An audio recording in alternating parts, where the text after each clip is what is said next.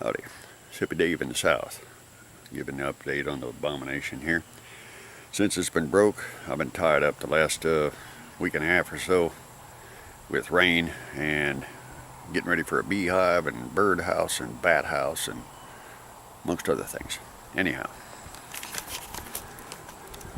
I got the weld on the rear axle fixed. Now,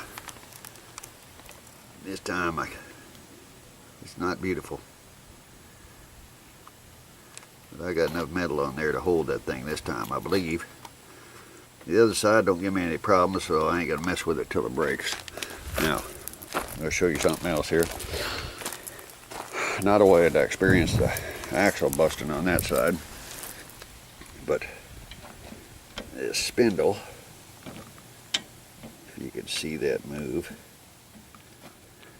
the weld busted on it, but she never came out.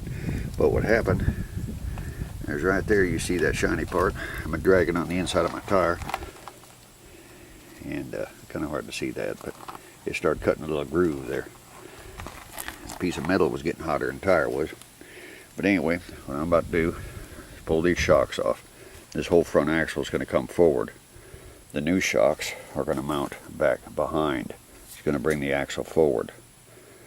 Alright, weld an angle iron on here. These are 1/2 inch industrial all thread, so they'll be strong enough. I'm going to put an eye on there. Alright, 2 pieces of angle here.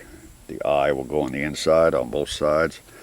The drag link right there that runs across, it's going to be replaced with 3/8 cold rolled steel with 2 eyes on it. Now the axle will be forward enough here so it'll leave enough room for my eye on that 3/8 rod.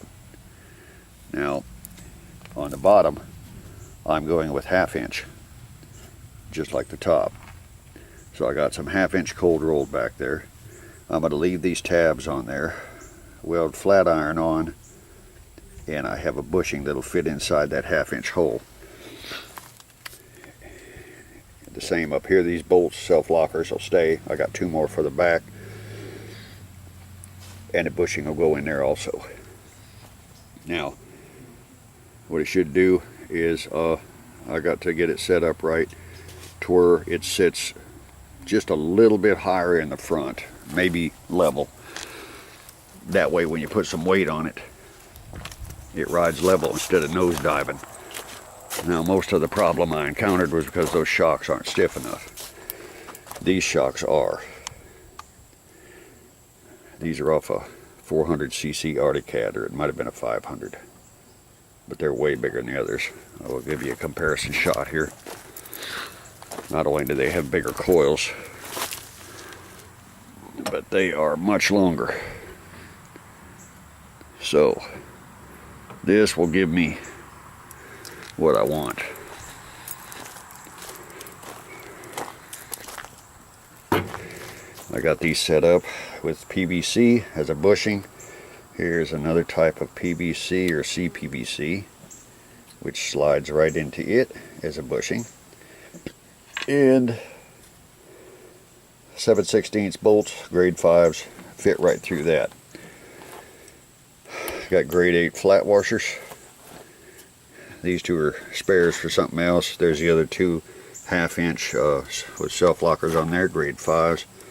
Here's grade 5 7/16 lockers. I hate these things, but Tractor Supply did not have any like that. They don't have nothing for 7/16. So say the bolts and they ain't got no damn nuts. Here's another setup for the top shocks, or the top of the shocks. I got a 3/8 bushing. Will slip into a 1/2 inch bushing, and I can use my grade 8 3/8 bolts that I already have.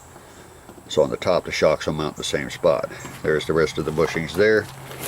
Here's the 3/8 cold rolled, and there's the 1/2 inch cold rolled. So it should be a lot heavier when I get done. So that's about it. Everything else is good, runs good. Just got to fix that spindle and get this front end up where it belongs. Hippie Dave in the South, out.